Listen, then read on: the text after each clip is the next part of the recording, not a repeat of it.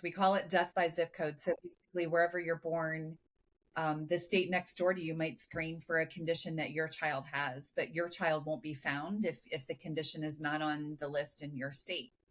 Can you imagine realizing that if I would have had my child in a different state, my child would be alive? Yeah, that Like I that worked. is not okay. It's No. it's really heartbreaking. Welcome to the Building the Noise podcast. Ladies and gentlemen, welcome to Building the Noise with me, Matt Toresco. Joining me today is Erin Frey, a patient advocate focused on the state level policy issues that impact patients all over this country. And unfortunately, Erin, I'm sure you would agree, growing as these years seem to tick on under the current administration, more and more issues impacting patients. But your focus is on ensuring that parents to be and those in the rare disease community have as much information as possible early on in that child's life. So thank you for the work that you're doing, and thanks for joining us today. Absolutely. My pleasure. Every day's a day to save babies.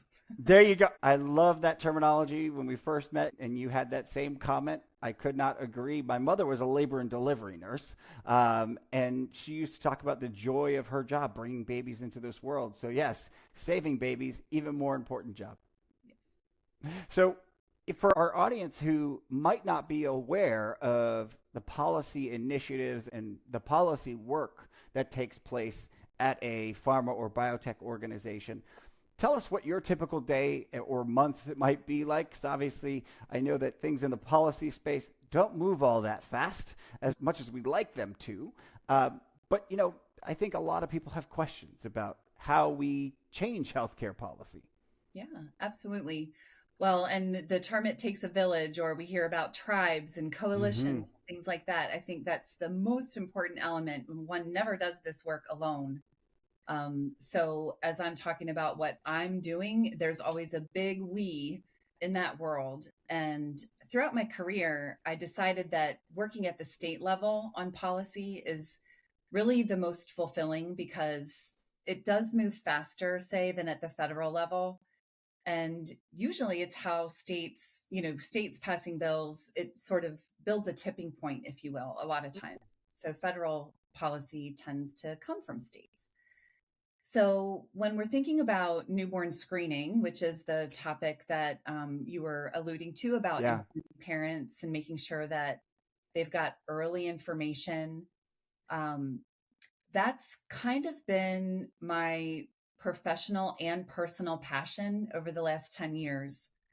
I do want to set it in a couch, though, where when you're advocating on behalf of rare diseases in the rare disease community, you're dealing with a lot of different types of issues. I think this year I'm tracking on the state level, maybe about 400 bills in the states. Wow. So I've got to watch all of those things in the background and make sure that the rare families, there have been some examples where state legislation is actually helping rare families, like Mm. will do Medicaid out of state coverage if you have a rare disease or an orphan disease diagnosis, for example. There's a lot of things going on in this space, but I do tend to focus on newborn screening and kind of lead in that space. And so, yeah. That the acronym RUSP, what does that stand for? Just so Yes. that we're all on the same page. Yeah. So the RUSP stands for the Recommended Uniform Screening Panel. So a little 101 on Mm-hmm. newborn screening. First of all, the value of newborn screening is that every baby in the United States gets their little heel pricked and a few drops of blood go onto a card. And that card gets sent to every state's newborn screening lab. Just about every state has one. If they don't have one in their own state, they'll use another state's lab. So every baby goes through this process. And there is a list of conditions in each and every state that they screen for.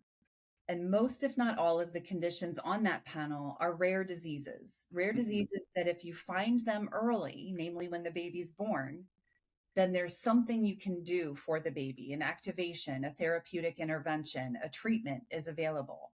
So we know that if we find you, we can treat you. We being the collective Sure. newborn screening system, or all of that, the medical system and all of that. So who decides what conditions are on that list in the Yeah. state? And that's where the RUSP comes in. So at the federal level, there used to be a federal committee of appointed individuals from different walks of life, different functions, different representations of federal government that all got together quarterly to review conditions that had been nominated because they met several criteria that that committee set. And if those criteria are actually met and the review is deemed, yes, this is a good condition to nominate to the list, we'll go forth with it. It's a very, very, very long process. This is something that could take 3 to 5 years. Very, very long.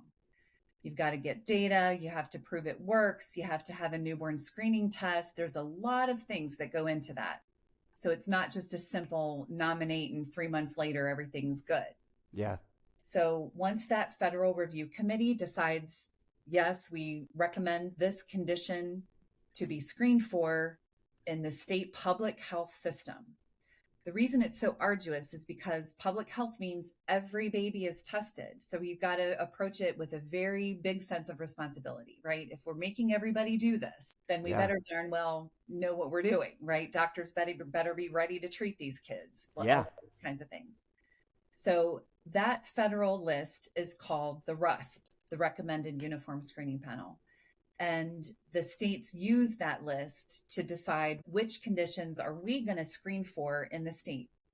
So once it's approved at the federal level, then every state has to also go through their state review process in order to get it added to that list. That tends to take another 5 years after the RUSP approves it.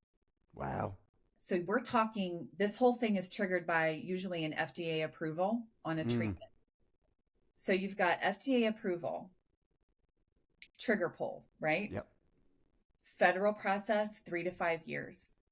State process, 3 to 5 years. This means people are waiting 10 years from the time a treatment is approved for the optimal way to find these babies early enough to treat them so that their health outcomes are the best that they can possibly be. Wow. Again, because of the bureaucracy of it, is that normal if we think about other countries and the way that they may do it elsewhere? That's what's kind of crazy. I think other countries are even, I don't mean to sound accusatory, slower, worse, those kinds of things. It's really hard because you have to be careful when you're dealing with a mandated program, which is what we have in the US. There is a very high level of responsibility. That said, if it's just me talking here, and I think I can say so on behalf of so many rare families that I've met, everything that we ever think about, everything we put our effort into, every waking moment is about time. Yeah. And every single minute matters to a rare family who has one of these babies that are suffering from one of these diseases. And that's bad enough. And then you realize there's so many rare diseases, on the order of 10,000 rare diseases. Only 5% of them have treatments at all. And only some percentage of those are actually amenable to newborn screening. Sometimes you have to do genetic testing. You can't find them in newborn screening. Sure. So we're talking about like a sliver of the rare community. But when you're thinking about time and it's your family and your child, or, 1 out of every 10 people lives with a rare disease, and that's around the world. So in the US, that's about 300,000 kids every year are living with a rare disease. Sure. So it goes from, oh, this doesn't touch me very much because it's rare, to, oh, this probably not only touches me somewhere in my family, but my friends, my my acquaintances, my people I go to church with, people I just know in my life. And when we go around, little vignette here, when we go around to state legislatures and we're trying to talk about this and how to make this whole process work better and faster, inevitably we find what I call rare champions, right? They're the ones that say to me, I know somebody who has this disease or that disease. And then I say to them, okay, well, it sounds to me like you would like to be a rare champion, meaning if we find a kid in your state and we need some help, I got to phone a friend, I've got somebody to Yeah. call and just help to see if we can move a mountain for that kid. But I digress. That's a little bit further down the road, I think. But Yeah. yeah, the whole concept of newborn screening, because it's at the federal and state level, it Hmm. is bureaucracy, but it also is responsibility. And I think that some balance there is warranted. I always say I'm working to make this go faster, but it will never be fast. Sure. Yeah. What's interesting about newborn screening, I think if I'm not mistaken, the poster child, so to speak, for that is Cyprus from my genomics days, in which they had so many individuals being born with, if I'm not mistaken, it was beta thalassemia or alpha thal, Okay. um, that they were running out of blood in their blood banks. Oh my gosh. So they implemented not just newborn screening, but uh, ultimately, almost like the Hasidic population of the Jewish sects, doing it at marriage Yeah. to ensure that knowledge was there. And it Mhm. went from something around 83% of people in Cyprus being carriers of alpha thal, and many of them having children with it, to somewhere below 1% in 2 generations. Yeah, I mean, that to me is like right now they'd only do newborn screening for conditions that have a treatment so that you have something to do if you find the baby. But I always think about, and I know many families do, right? Like newborn screening has broader implications. If you find a baby that has a condition, now mom can get tested, dad can get tested, grandparents get tested. They can family plan for other kids if they want to have in the future. There's Yep. so many heart-wrenching situations where a family has two kids, let's say within 2 years, and kid number one, the symptoms show up when they're 2 or 3 years old, but they've already got that second child. Yeah. And now they know that the second child has the disease. They had to find it out the hard way with the first Yep. one. They have to wait for symptoms to appear. And by that time, it's usually too late. You can't move time backwards, right? Yeah. So then what happens with these families is the first child grows up and is, you know, they've got their health outcome or their progressive disease that maybe it got treated at some point, it slows down, but they've already progressed to a certain point of, you know, disease progression. Yeah. And then the littler one is, for lack of a better word, far more normal, if not Mm-hmm. normal, depending on the treatment and how early and all of that. And so these families, the things we can learn from siblings, from the broader family. Like if I always think about those things. There are things that I have no control over, right? Which Yeah. is a lot of the ethics of the program, but I still think about them, and I listen to the families, Yeah. and a lot of what guides my drive, I guess, like to keep going in spite of the fact that it It's takes so slow. long. It's a Yeah. slog sometimes. I just get from the families when I'm listening to what they're going through. I've realized a lot of times, Matt, I'll have an idea in my mind of what I think ought to be done in a state, and then I just find myself, I'm gonna pivot, right? I'm gonna change over. Like I might Sure. start with a bill in a state that is just trying to say, add this condition to your list, right? A two-sentence bill that says, just do this, for any Yeah. particular condition. And then I'm talking to families, and I'm talking to families with other diseases and, other people that have thought about it more broadly. And quickly it evolves to, wait, we need a systems change in the newborn screening program. And that is kind of what happened to me over the last 10 years. I started digging Really. into this, and I realized like there are some themes of problematic arenas that are coming up, like as I talk to all the different stakeholders from all around the newborn screening world, including the people who are doing the screening in the states. And they say to me, we don't have enough staff. We don't Sure. have money. We don't have enough equipment. And the state won't give us any more money. So I want to do this, right? Our hearts are in the right Yeah. place. The parents and families are getting mad at the state, mad at the lab because they won't do it. But you dig deeper and you find out what's the root cause, right? Like what's the reason why and how can you solve that? Sure. And so So I, you end up not just adding, rare diseases to the panel, but you're helping them run their program. I'm helping them by listening to them and supporting them. Yeah. If what I'm trying to change is feeling defensive, namely public health labs, then they're not going to see me as somebody that they want to be dealing with, and they're going to be an adversary when I try to pass a bill. Yep. And again, every time I say I, there's a we in there. Yep. Yep. So I've always wanted to make sure that whoever my bill or our bill is going to impact, that they understand the intention behind it. And they help me figure out what is the best way to approach. Because if I'm actually causing a problem by passing the bill that I'm passing, when I could have actually provided a systems change that was helpful, then I've missed an opportunity and I've made an enemy. Sure. And there's no reason to do that if you can just have a conversation. So many departments of health, when I approach them at first, I can feel them defending the existing program because that's their job, right? They represent, we're doing well for the state of whatever. Don't call our baby ugly, so to speak. Sorry for lack of better terminology. And I've literally gone to such lengths as I've gone to like a couple of governors that I know better and say to them, look, I can work with your Department of Health. I know them, but I think they're feeling like they need to, be a cheerleader for the program. Can we talk about how could you help enable them to see us as a solution provider, right? Or a solution negotiator, that I'm helping them by listening to them about what they need so that no matter where they are now, they can improve.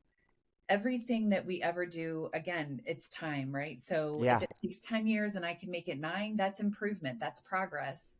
If it's 5 years to add in the state and we can make it 3, that's improvement. That's progress. By the time I'm dead, maybe we'll have it that it can go super fast. Yeah. Well, no, you bring up a really good point, though. I mean, when you're dealing with any organization, but truly when you're dealing with a state or federal program, especially in the current administration, the current climate, everyone's worried about their job. Yeah. So if you're going to come in and say, hey, we can make your program better, they might hear, as you said, your program's poor. Right. Right. And now you're putting my job at risk by saying my program is poor. Right. Right. Yep. But I liked, one of the things that we had talked about on our last call was this notion that you have the recommended universal, right? Those 2 words, recommended universal screening program. But not every state runs exactly the same program, correct? Right. That is correct. We call it death by zip code. So basically, wherever you're born, the state next door to you might screen for a condition that your child has, but your child won't be found if the condition is not on the list in your state. Can you imagine realizing that if I would have had my child in a different state, my child would be alive? Yeah, that I worked, is not okay. No, it's really heartbreaking. I worked with a parent, 2 parents, honestly. Their child had spinal muscular atrophy, and that hit them like a truck, as you might imagine. And then in another case, it was Fragile X, but it was only recognized in the first child after they had their second.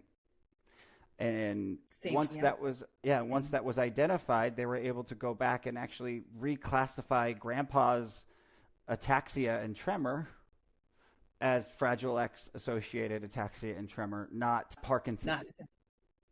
Yeah. Oh, okay. Yeah. Yeah.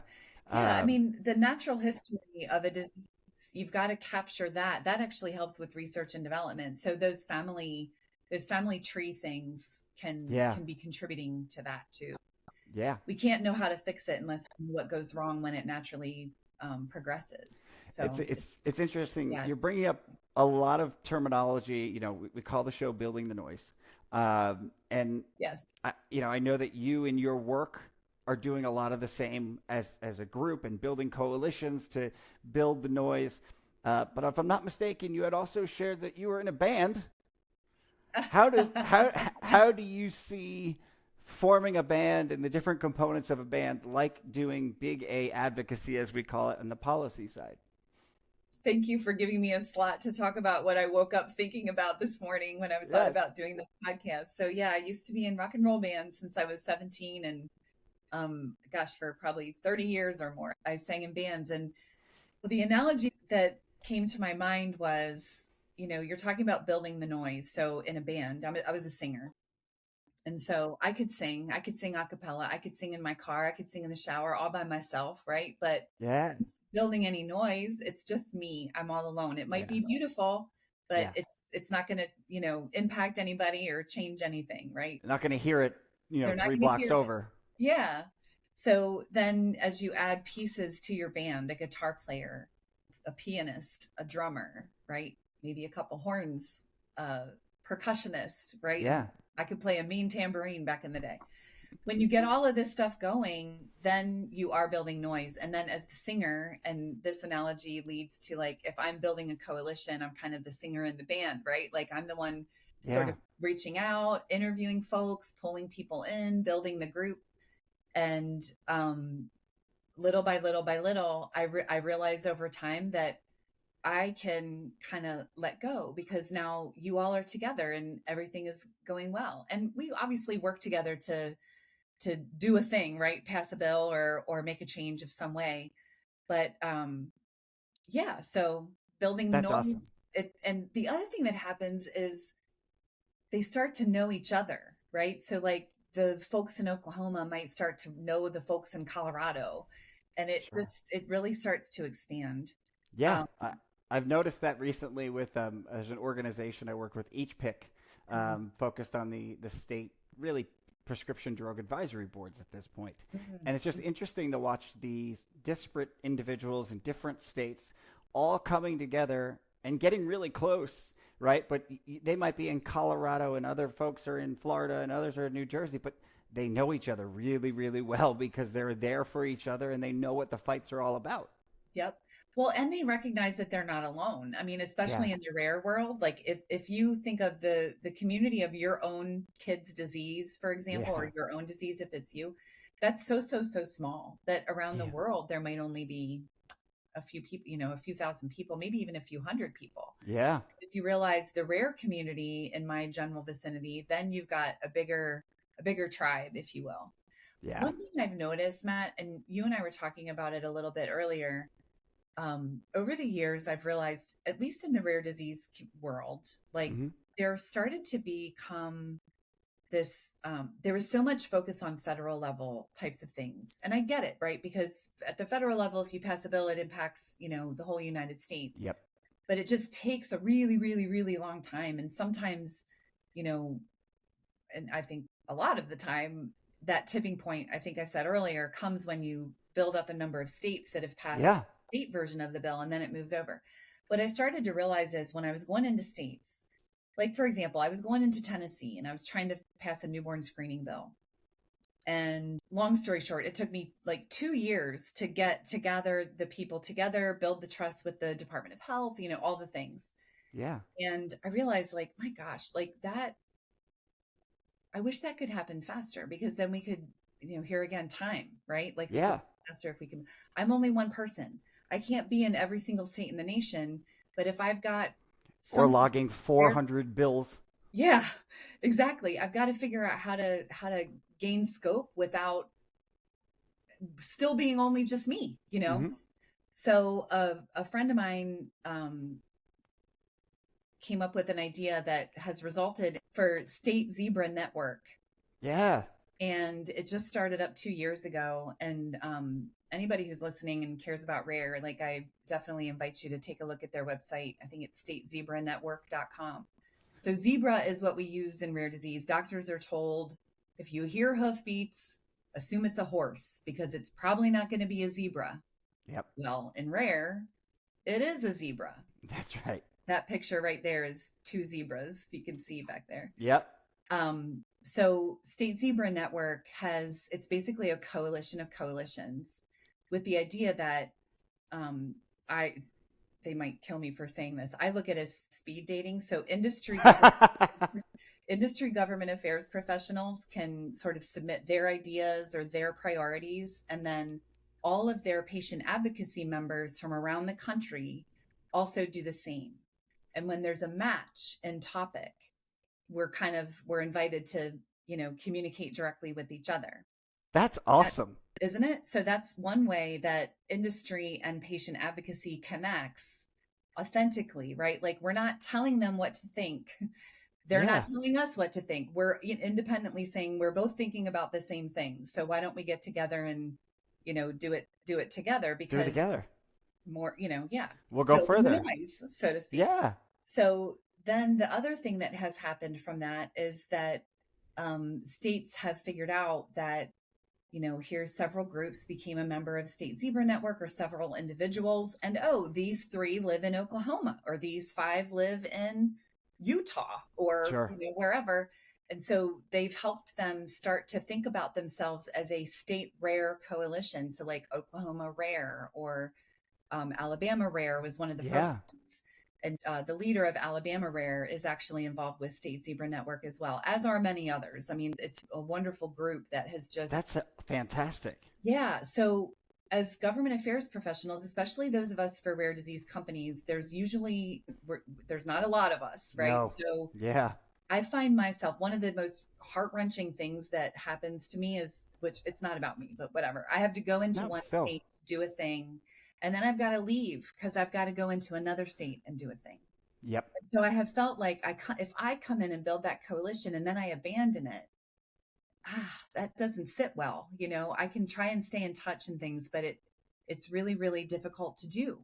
Yeah. And so with State Zebra Network helping to sort of formulate all of these different groups, it can stay and they can do the things that are their priorities, whether or not I'm there, or someone from another company, or someone from the Every Life Foundation, or someone from the National Organization of Rare Diseases, right? Plugging the names of the nationally scoped organizations that generally do great work at the federal level, but they've got bandwidth issues too. So how can how can they expand their state presence through these groups? And it just really is working. I mean, that's a fantastic opportunity for everyone that's listening that is on the industry side. Tell your policy partners about it if you don't find yourself doing policy. And at the same time, for all of the nonprofits that are listening, get involved. Yes, right? Absolutely. They can you have an opportunity. Yes, they can. State Zebra Network can help with a lot of the administrative functionalities too. Like, how do I get a 501c3? How can I bill track? Awesome. All these different things. So yeah, I'm going to have to check that out myself as I build a 501c3, and I'm trying to figure that out as we build the plane while we're flying it. Yep, that's right. That's right. My big question here, and you keyed in a little bit. You're doing state policy work for industry. How did you find that niche? How did you get into it?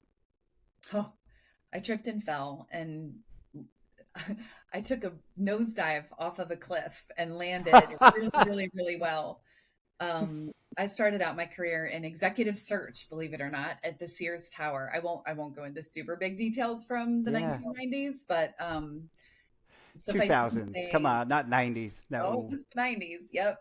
So 9/11 happened, and I wanted to get out of the Sears Tower, which was, supposedly going to be the Chicago skyline. Yeah. Yeah. That's where I lived back then, obviously. And in executive search, you're placing vice presidents and CEOs into their positions. And so I called up one of the guys. This is my first foray into networking, was through that executive search stuff. So I called up the CEO of one of the guys that I placed in a hospital that was near me. And I said, hey, I got you a job. Can you get me a job? And lo and behold, he did. And that's how I got into That's networking at its best. Yeah. Yes, exactly. Community relations, government affairs work was my first foray into it. And it was for a hospital system. And he kind of gave me a lot of rope because it was a new position, and I got to kind of play and figure out what I wanted to do. I got to also figure out how a bill becomes a law and what's my role in that, and why. Is it bad that Schoolhouse Rock is coming to mind? Yeah, no, because that's exactly what it's not at all bad at all. Okay. So yeah, then from there I just went, to different groups and different companies, and landed in pharma in 2011, about 10 years later. I've been in pharma since then, but I got into rare disease about 10 years ago. And so Mm, this one feels like, ooh, it's got me in the heart. It's got me in yeah. the head. The people are absolutely worth fighting for. Mm-hmm. And I I'll well up a little bit when I say this. I wake up every day thinking about how can I fight for them? How can I save time? How can I shave off minutes from the moment, that a treatment is approved to the moment the Yeah. student has access to it, or from the moment that baby is born until you find that diagnosis so you can get that treatment as early as possible, all of Yep. that stuff. But it's, yeah, fighting See, for that is worth doing. and it doesn't feel like work No. when you have that big of a mission.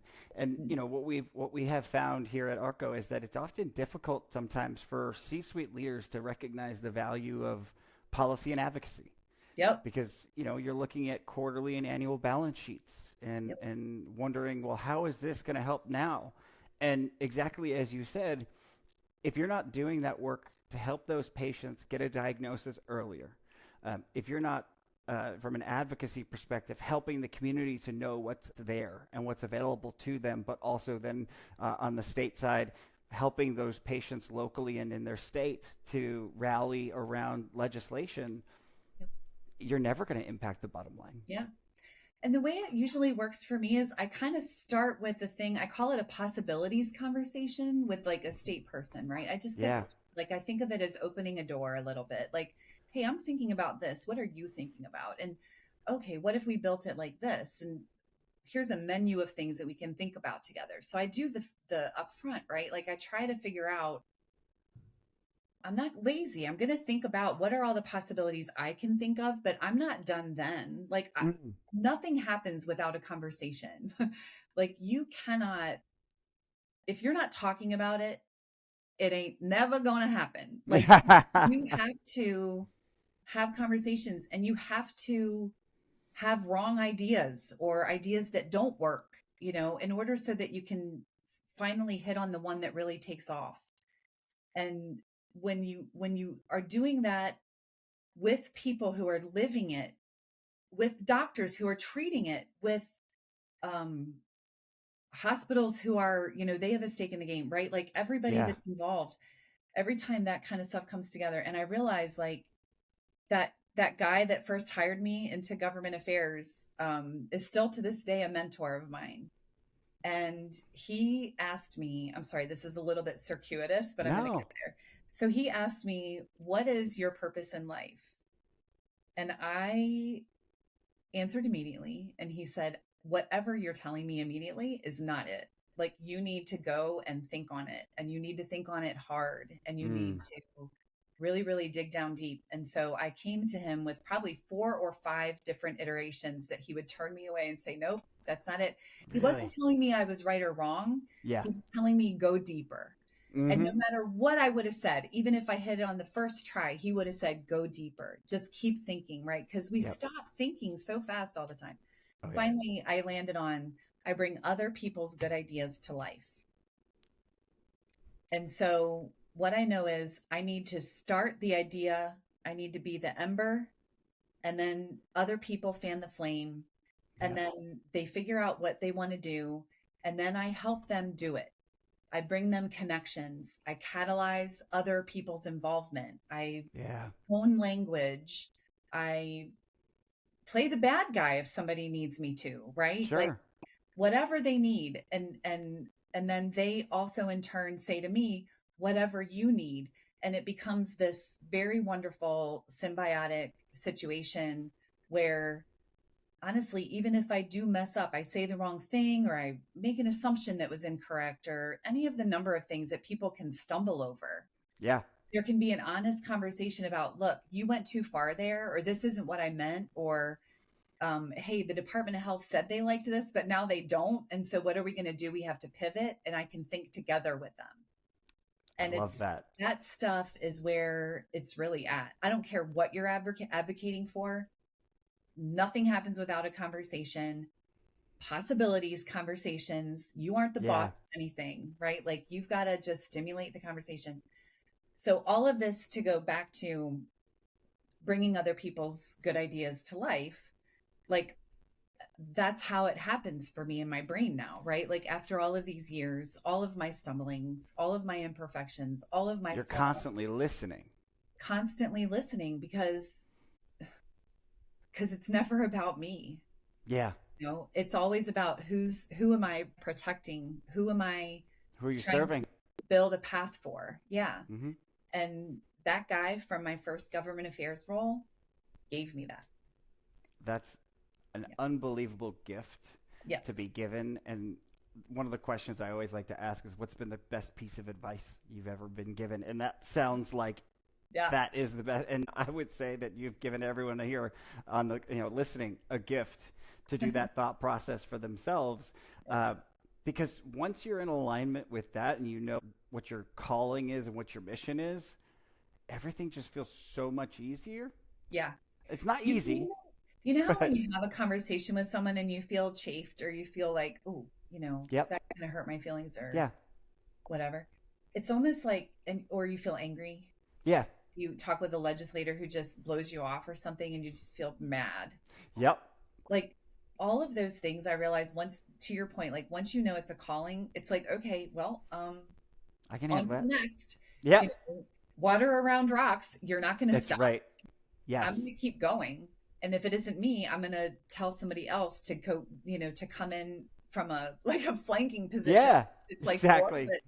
to come in from another angle. You can Right tell now, me I to know. go pound sand, but I'm going to send 7, 8 more people in from different angles. Yes. So that you can say goodbye to me, but that doesn't Yep. mean I'm gone. That's right. I love that because that persistence, that grit is what we've always seen to be, and truly that foundation of the relationship that you're discussing as well. Yeah. As where folks always stand out in advocacy and policy. It doesn't matter. I've been doing this research for 12 years, and year after year after year, the top people that we hear about, it's never this person got me this grant or this person was able to come through on this funding opportunity. It was always, I can call this person whenever I need to. Yep. I know that they're going to answer, and I know that they're going to listen. And if they don't have an answer for me now, they're going to go and find one. That's right. That's right. Absolutely. I'll show And up. I'll be there. And if Yeah. I can't, I'll bring someone else into the mix, right? Like I'm never going to let it go. I don't know. I want to use a religious word, right? It's a blessing. It It is. really is a blessing. And I just feel like if I'm made to do this, then I'm going to always honor the people that I'm doing it for. That's right. And I think so many times when you're talking about like it's just a check, right? It's money, it's funding. Yes, that's helpful stuff, but that's not That's not the value. that's not what changes lives, right? Like No. it's It an keeps the important doors element, open. but it's just not the only thing. Yeah, it keeps the Yeah. doors open. It keeps the doors open, but it allows those conversations that you're talking about, those pivotal idea generation discussions. Mm-hmm. It allows those to keep happening. Yeah. And that's where the magic is. Mm-hmm. Right? Absolutely. When Yeah, you because- remove all barriers and say, what would be the best thing for this patient population? Yes. And there again is listening, right? So I can tell a story about this. So the American Cancer Society is doing a great thing called biomarkers testing coverage. This is another issue. And I'll be brief about it. But No, please. Georgia was passing the bill, and I read the bill because it popped up in my bill tracking because it was biomarker and Yeah.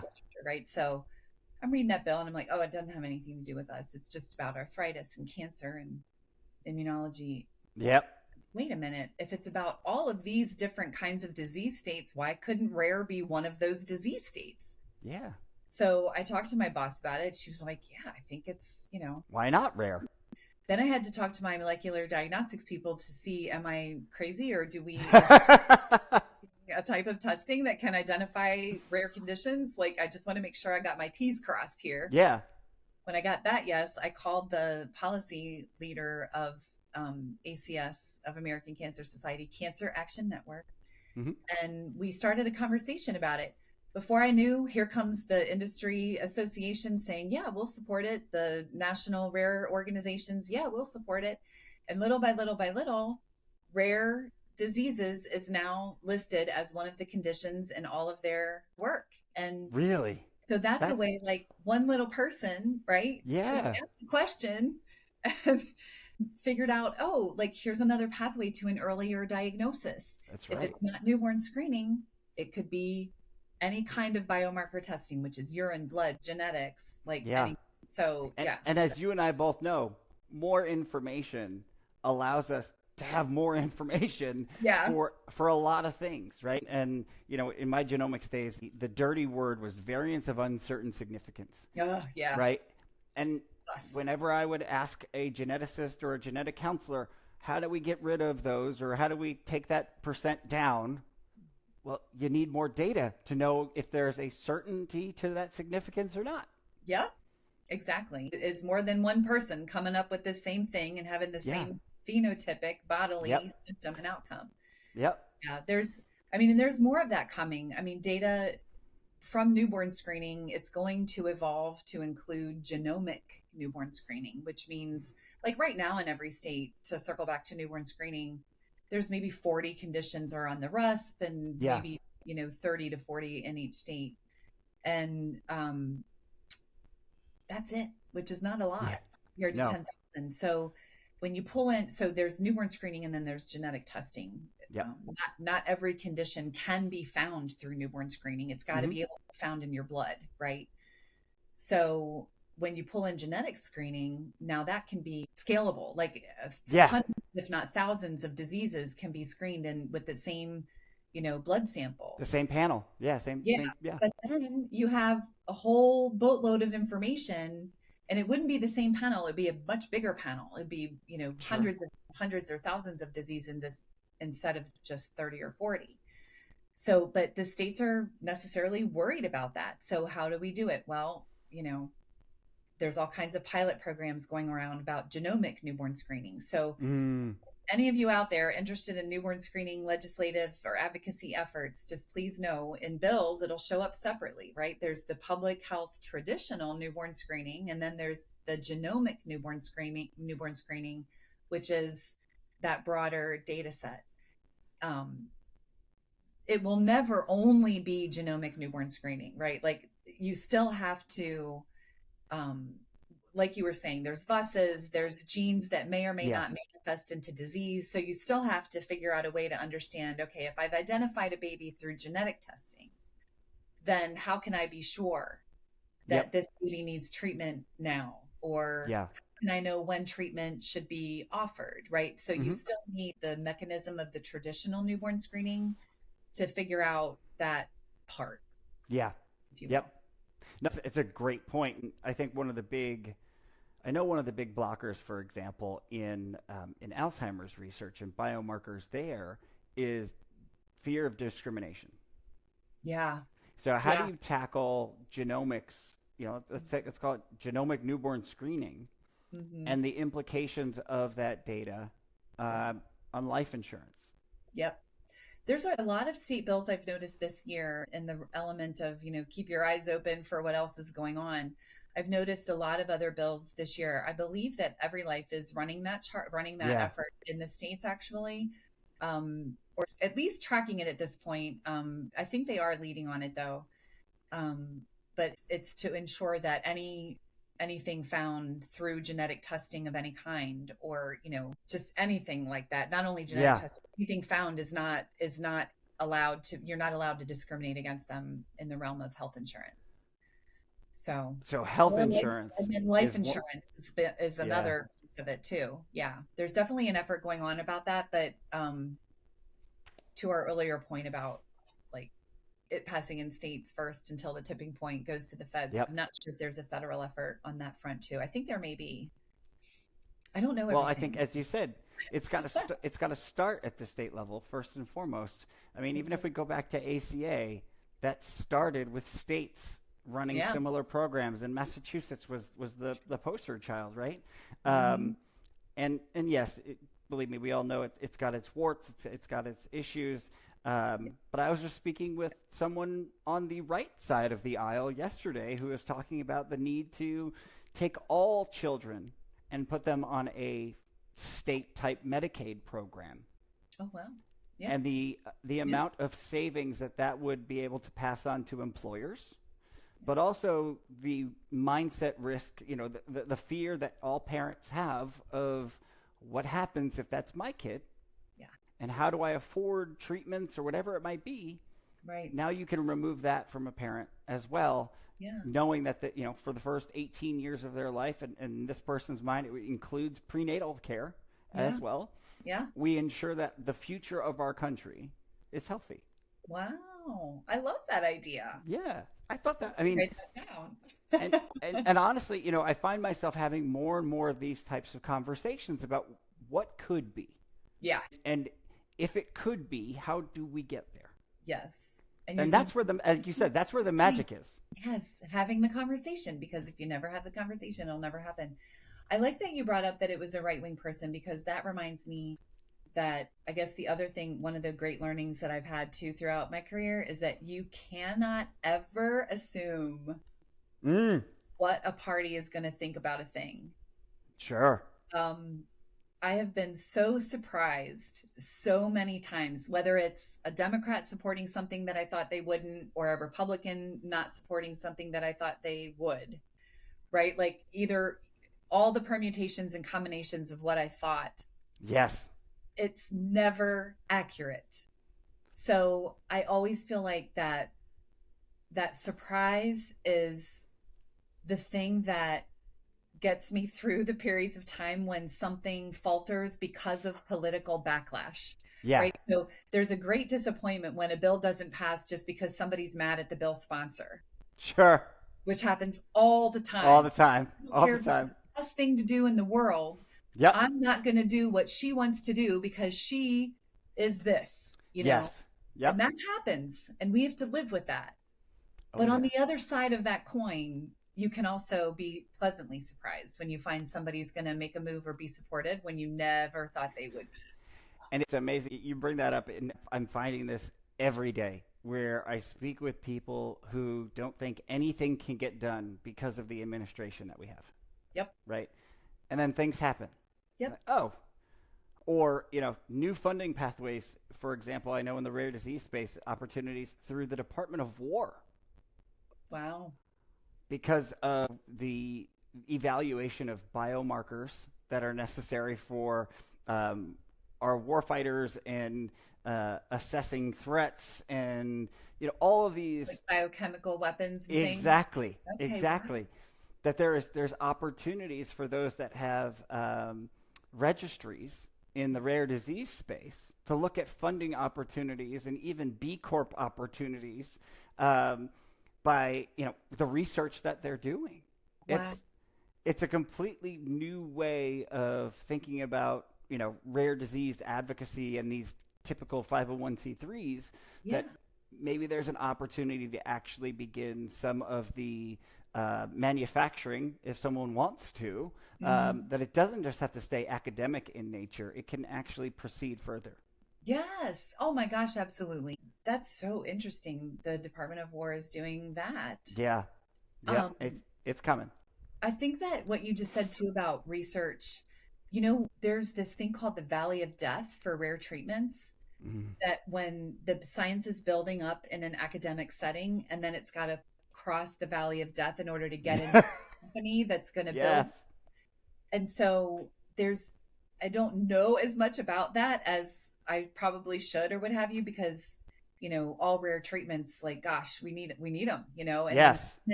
investment is struggling in rare diseases because of uncertainty, blah, blah, blah. Like there's all kinds of ripple effects around.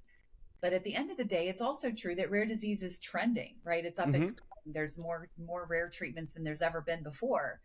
And so, and I think that'll keep going up because I think we're at what, 3,000 at this point? 3,000 treatments? Well, 3,000 diseases rare diseases that have a treatment out of the 10,000. I'm not sure. That would be a good number. That would be better than I thought it was. So well, we just went from 7,000 to 10,000 rare diseases not too long ago, right? Yes. So the buses are getting figured out. More information, better information. We're able to figure out these once unknown pathways. And I would say a lot of your work, as you've referenced, is about time. But man, we think about the rare disease patients' average time to diagnosis. Yes. What is that nowadays? Do you know the numbers? I think it's 5, 7 years. I think it's 7? 7 years. Yeah. Yeah. Okay, so it's not changed much in 20 years. Mm-mm. That it's still about 7 years to figure out what's wrong if you have a rare disease. Yes. And that there You want gives to talk valley of death, valley of despair. yes, Yeah. exactly. And that right there is so every time I talk with the legislator about rare diseases, newborn screening treatments, right? There's always, well, how is anybody going to pay for it, right? Mm-hmm. So you have to have the heart conversation, which is, this disease is terrible, and here's why you should care about this. Yeah. And then there's the head part of the conversation that has to come into play too, because you've got to arm your legislators and your advocates with both sides of that conversation. And Yeah. when the funding part is a huge part of the head part of this conversation. And when we think about how, what does it cost? There's a spectrum, right? What does it Mm-hmm. cost to not have life? That's the Yeah. worst cost that you've paid, because the patient dies young, which is the most awful. But how Yep. do you monetize that? A lot of people don't even want to. They can get to the place that says, we don't want that, Yeah. thankfully. But then from there, it becomes, how much have we spent on caring for this child that didn't have a treatment for this rare disease?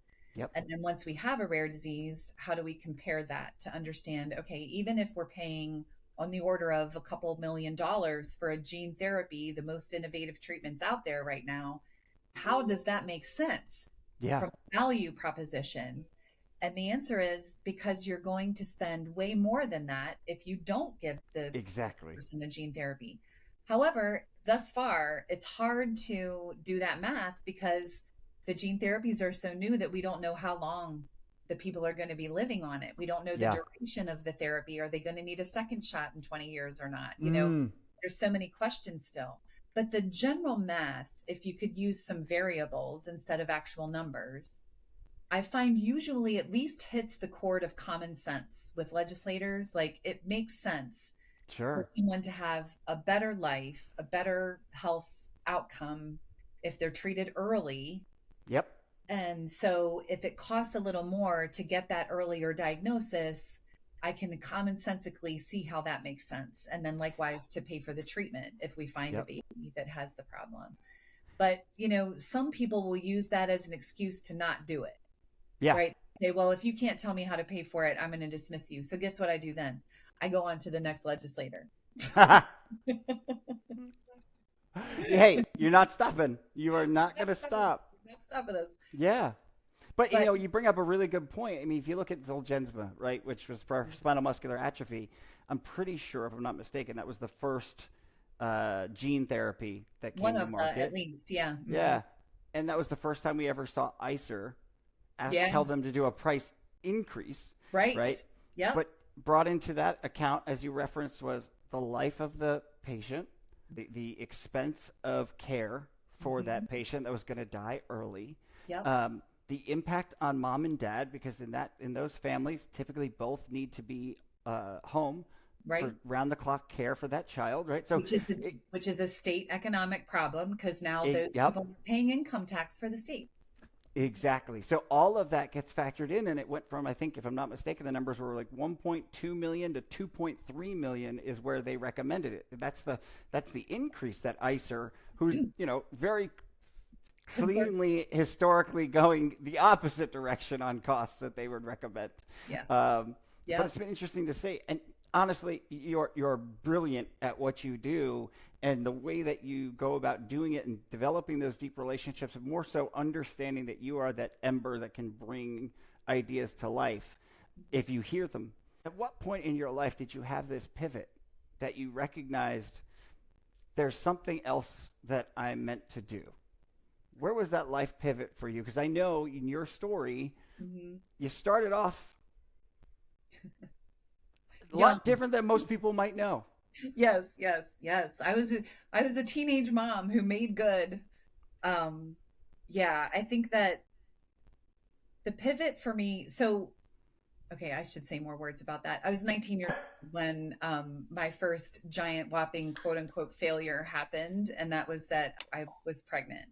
Sure. And Not a Obviously, failure by any means. A not a failure by 34-year-old man at this point. That's exactly right. So yeah, he's 34 years old now. But when I was 19, it was, it felt like a failure. Sure. And he and I have had this conversation, so it's okay. No worries. No worries to No anyone. surprises. Okay, no surprises Okay. here. No surprises. But obviously, that turned out to be one of the greatest things in my life. And then it led me to understand that I need to finish my college degree. I need to get a good job because I was single and I need to pay for this child's life and I need to not be a failure, right? So it was like the driving force that got me up into work and up into college. I paid my own way through college, got Wow. through all of the things. And fundamentally, that job that I told you about, that the guy, Executive search. my mentor, no, the hospital system, Yeah. he knew that I was a teenage mother. And as it turned out, his daughter became a teenage mother. And Really? one of the reasons that he hired me was to prove to his own 10 years younger daughter that life isn't over just because you have a child at a young age. And so all of the things, Wow. things in your life come together, right? Your personal life, your professional life kind of meld together for some reason. Yeah. To me, that means that's where you put your foot down. Yes. Next. Yeah. Right? You've got to go down that road. And that's the way my whole career has been. It's almost like whenever I realize that something bad is happening to me, something I'm suffering, yeah. I have learned over the years to realize that failure or that suffering, absolutely on the other side of it, something good is going to come from it. Like how I got into the rare disease world was I got let go from the pharma company where I worked. Yeah. And that was devastating, right? I didn't know what I was going to do. And then little by little, I built a career back. I started at a startup company here in North Carolina where I live, and then went to a patient advocacy group from that was involved with rare disease. And then at the biotech that I work for that is rare disease.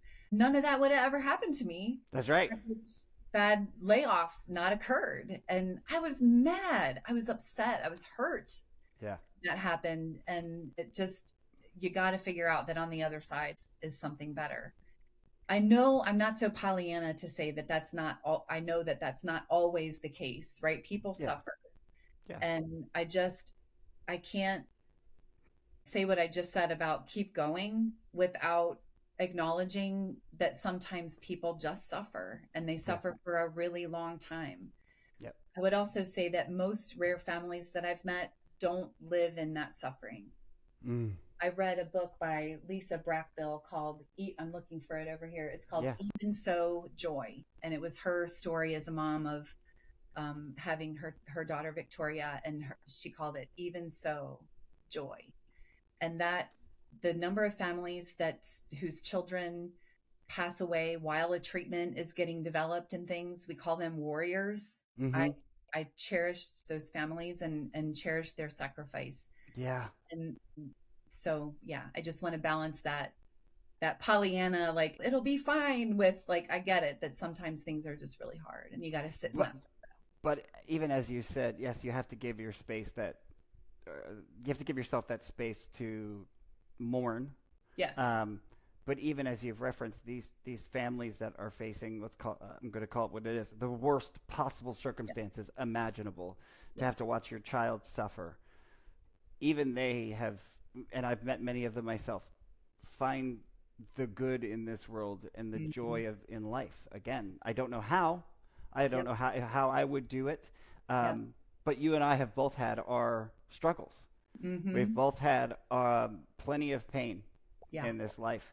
Absolutely. And I completely agree with you. I mean, the phrase that I live my life on is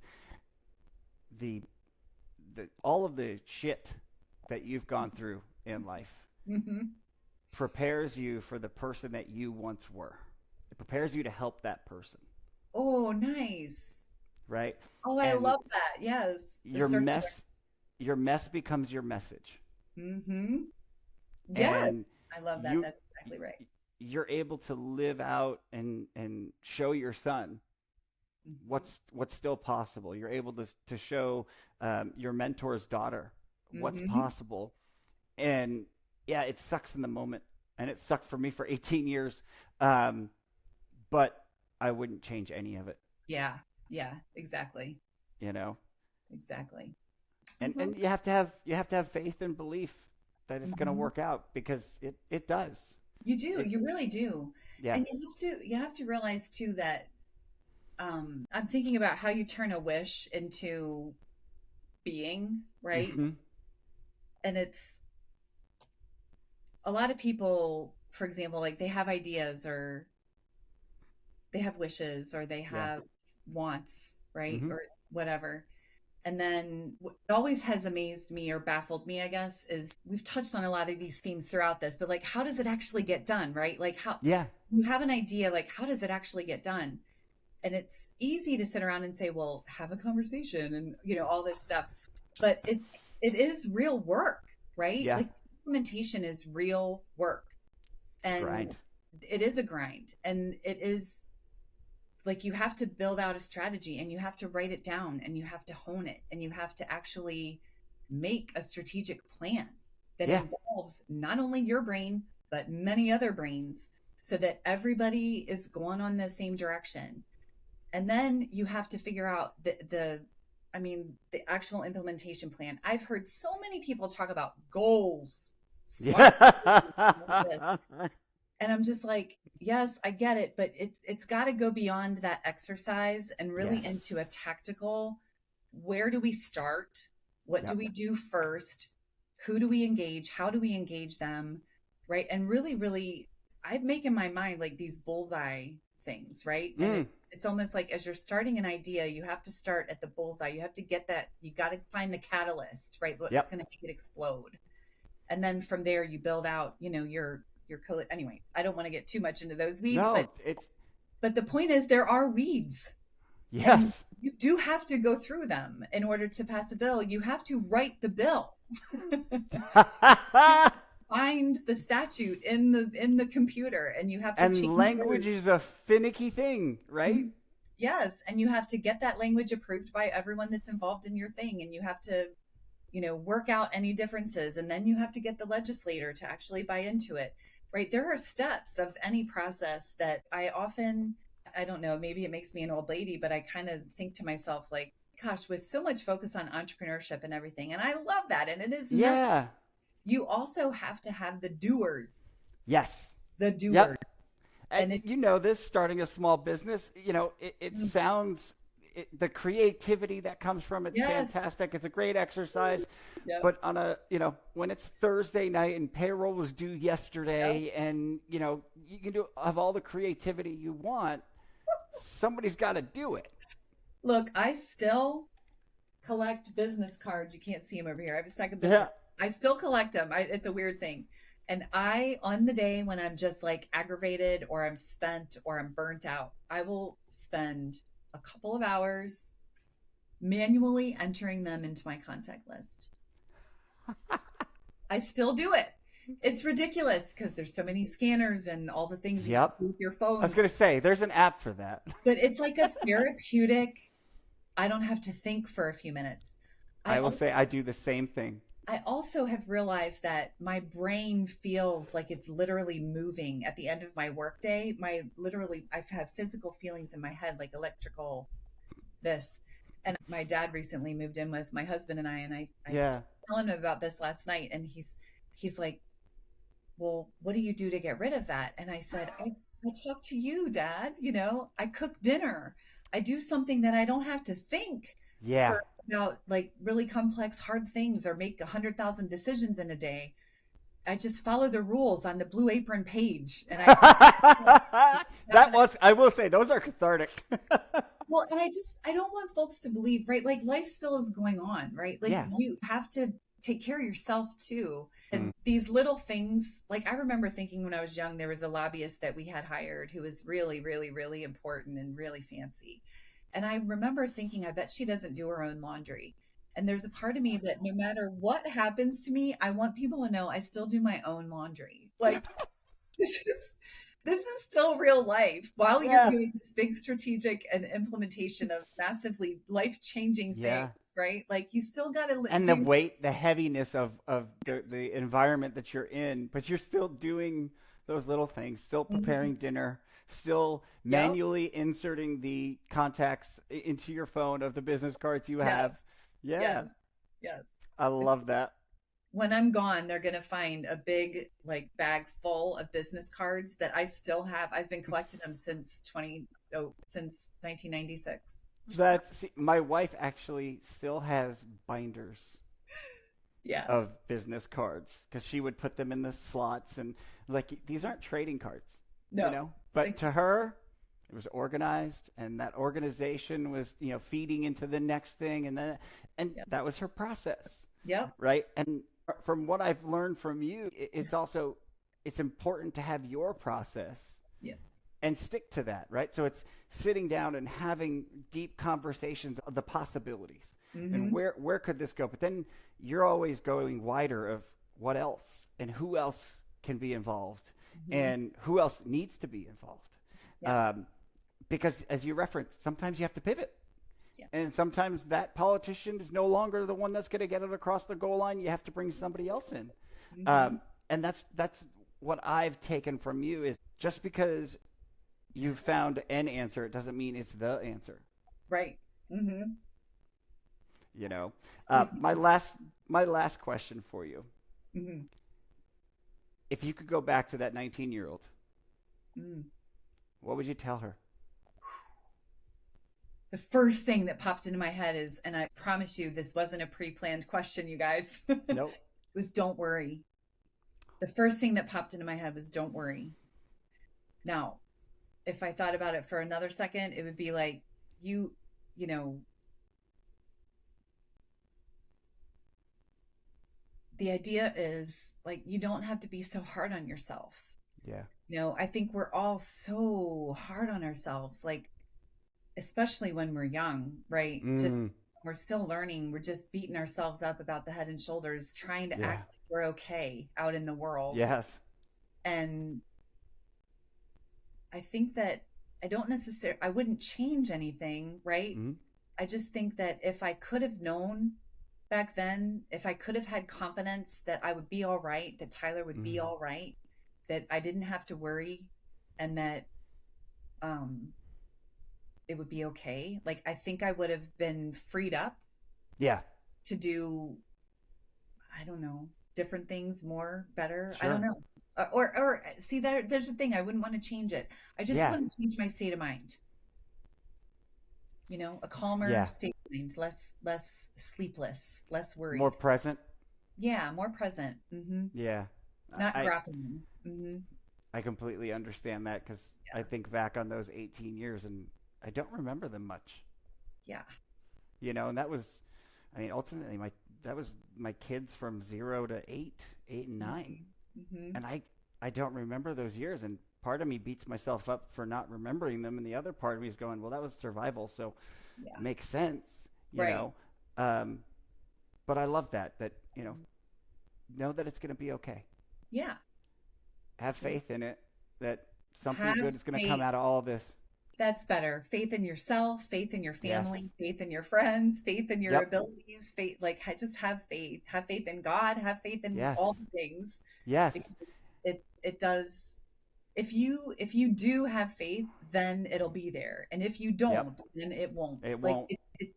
you're kind of creating your own destiny. Yes. But Well, at the Erin, same time, it was go the ahead. struggles that helped out too. So Yes. yeah. Yep. Hey, as I have heard it put, pick up your cross or one will be dropped on you. Yeah. There you go. Right? And Matt, this it's has been so fun. It's been really enjoyable. Thank you I for having I me. really appreciate this conversation. I love you're a true coalition builder in every Yes. sense of the word. May that be of ideas, of people, of environments. Like I can just get a sense from you that this is exactly what you're built for, and you're leaning into it and making amazing things happen. So thank you for all the work that you do on behalf of patients and families every day. And I will be sure that we also link to the State Zebra Network for statezebranetwork.com in the show notes when this gets posted online as well. Wonderful. Great. Thank you so much, Erin, for your time. Have a wonderful rest of your week. Thank you. You too, Matt. Thanks. Bye, everybody.